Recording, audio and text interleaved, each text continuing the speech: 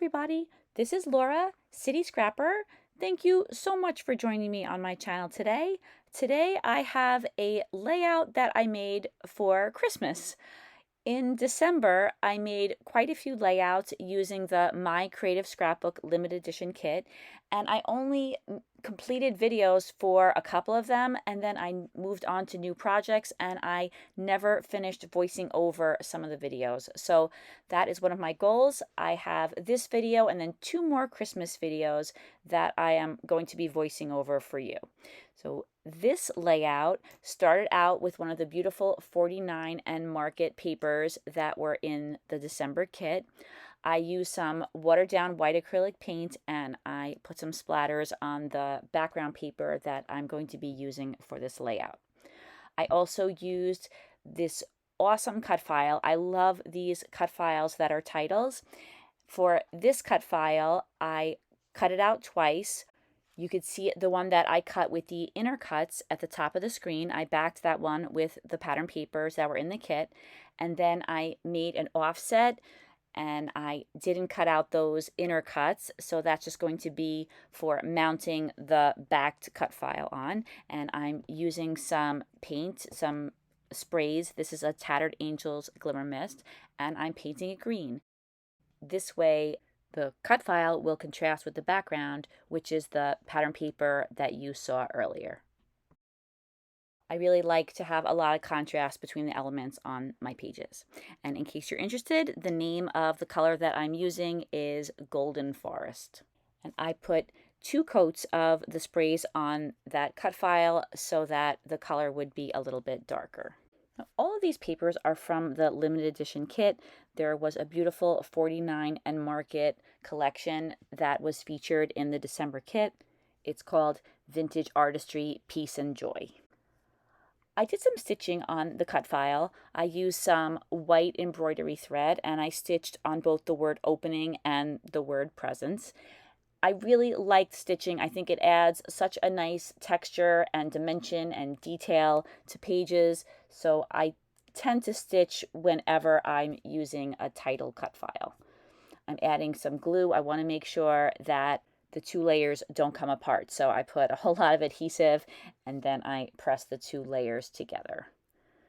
I'm going to put my photo of my 2 daughters on the right-hand side of the layout.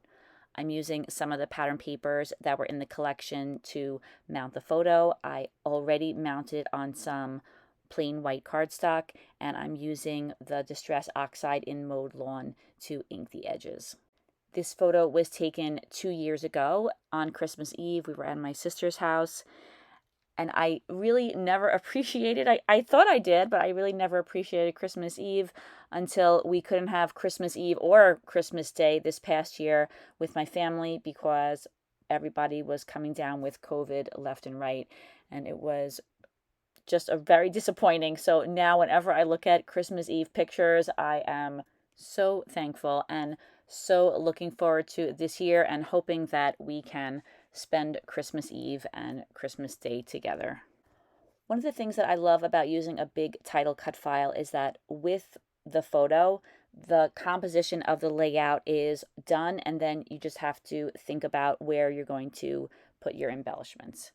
So I'm using the die cuts and the tags from the kit, and I had taken some pine trees. I cut them in half. I inked the edge with the Mauve Lawn Distress Oxide, and then I placed some tags around the layout, and then I am using some of the packaging that came in the kit and I cut it into strips to use on the top and the bottom of the layout, and that's what I'm working on now. Those are those thin strips of the red and white striped paper.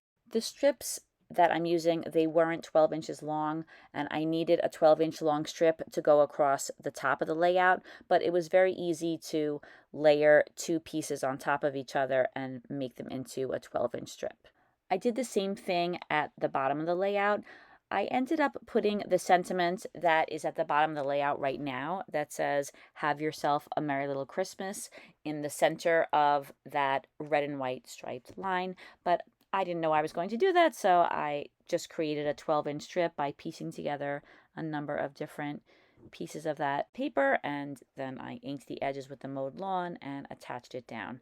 And I really like that little addition because I really like the separation between the center part of the layout and the parts with the green paper.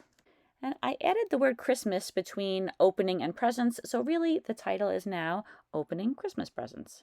And then I used ATG adhesive and I attached the cut file down, and I'm going to place the photo right on top of it, so I put some adhesive on the back of that as well. And sometimes with these 49 to market papers, I feel like you really have to see them in person to appreciate all the layers of color on them. I decided not to include the pine trees that I had in the upper left-hand corner. I thought that the layout was just getting a little bit too busy. Not that I don't have a busy layout in the end, but I thought that just put it a little bit over the top. I included 3 tags, and then I also included a little ticket that was from the ephemera pack.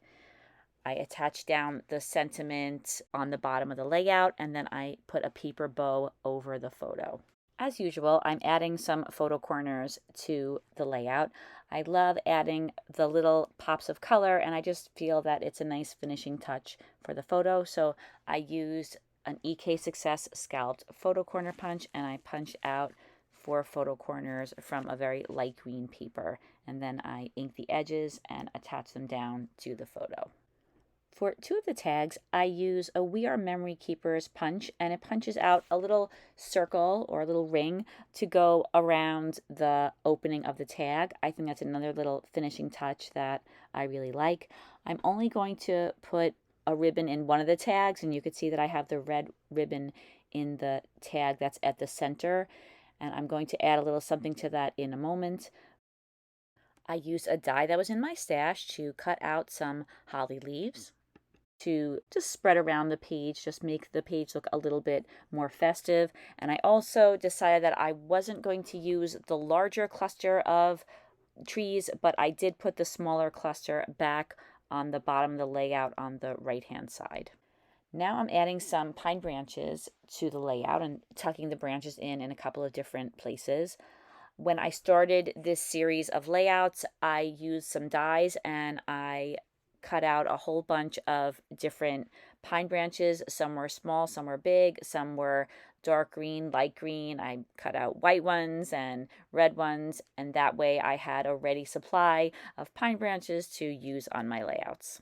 I wanted to add something to the top of the photo, so I'm using this Fisker's scallop and I'm punching a small strip for on top of the photo. Before I put it down, of course, I have to ink it with the Distress Oxide in Mowed Lawn so that it will coordinate with everything else on the page, and then I tuck it behind the photo. And this certainly doesn't make a big difference on the page, but I thought it was a nice little detail to put over the photo. Instead of knotting the red ribbon, I decided that I would get a piece of thin twine and I would tie it around the base of the red ribbon. And this is something that I learned from the Crafty Concepts with Erin channel. I really like it. I think it gives a neat look to the layout. I rearrange some of the pine branches and then I begin attaching them down to the page. I use some Aleene's gel glue, and I like this glue because it holds really well and then it also dries clear, so I don't have to worry about it being very shiny on the page.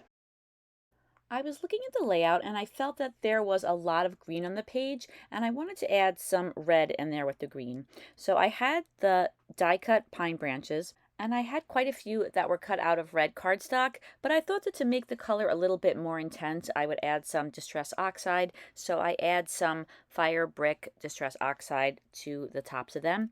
And now I'm placing them around the layout, generally in the same places that I have the other green pine branches and the holly leaves. Like I said, just to break up all of that green. And this might not be the right choice for everybody. I know that pine branches are not red, or I've never heard of red pine branches. Perhaps they exist. But for me, I didn't really worry about the fact that they're not real. I like the addition of the red color, but there are other ways that I could have added red. I could have added some holly berries to the layout, and there are lots of other possibilities. I just had these red pine branches. I thought that they looked nice, and I really thought that the layout needed a break from all of those holly leaves and pine branches that were green. I wanted to add a finishing touch to the tag all the way on the left-hand side of the layout, so I put a little pearl on that paper ring. And then I wanted to add some more touches of red, so I got out some red pearls and I added those to the photo corners. I also added them to either side of the sentiment at the bottom of the page. Now I'm adding some really tiny pearls to the pine branches that are on the layout. I don't know what the pearls represent. I just think that they add a nice little touch to the pine branches. They add another texture, and they're very tiny, so they add a nice little detail. And these pearls are so tiny. I have to use this tool in order to pick them up and place them where I want them to go. They are very small, and for me a little bit hard to work with, so this tool is really helpful for me. Sometimes I'll use detail scissors too, and that helps me to pick them up and place them where I want them to go. Once I had all those very tiny pearls in place, I added some slightly larger pearls. I added them to the bows on the cut file, and then I also added another one to the bow on top of the photo, and then one as the dot to the eye on the cut file, and that completes this layout. I should mention that I also added some white pine branches to the layout after I finished filming the video. So thank you so much for watching the video, everybody. The link to the My Creative Scrapbook website is in the description box. I hope that everybody has a fantastic day, and I will see you again soon. Take care, everybody. Bye-bye.